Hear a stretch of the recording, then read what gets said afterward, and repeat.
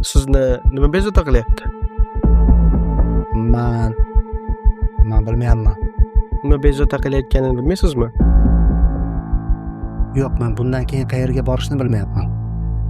Balki eng boshiga qaytib ko'rarmiz. O'z bu yo'lingiz nimadan boshlangandi? Hammasi nimadan boshlangan? Xo'sh, unda biroz ortga qaytib ko'ramiz.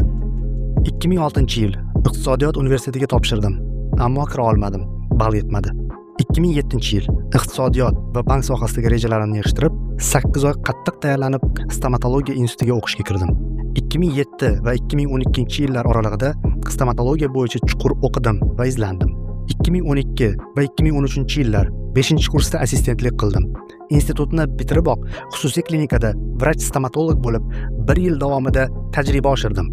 2013 va 2016-yillar oralig'ida o'sha paytlarda poytaxtda Janubiy Koreya stomatologiya markazi bo'lar edi. Qattiq saralashdan o'tib, rezidenturaga qabul qilindim.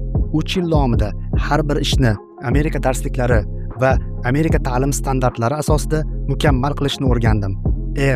Zo'r vaqtlar edi-da. 2016-yili murakkab katta ishlarni qilishni boshladim. Shundan boshlab implantatsiya, jarrohlik va insonlarga go'zal tabassum ulashishni boshladim. 2016 va 2026-yillar oralig'ida implantologiya va ortopediya bo'yicha 10 yillik uzluksiz faoliyat olib bordim. Bu vaqt mobaynida 5000 tadan ortiq implant qo'ydim va 3000 dan ortiq bemorlarga mustahkam, sog'lom tishlar va go'zal tabassum ulashdim.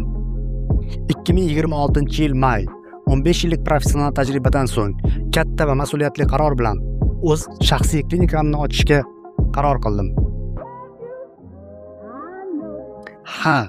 Adashmagan ekanman. Ana endi qayerga borishni aniq bilaman.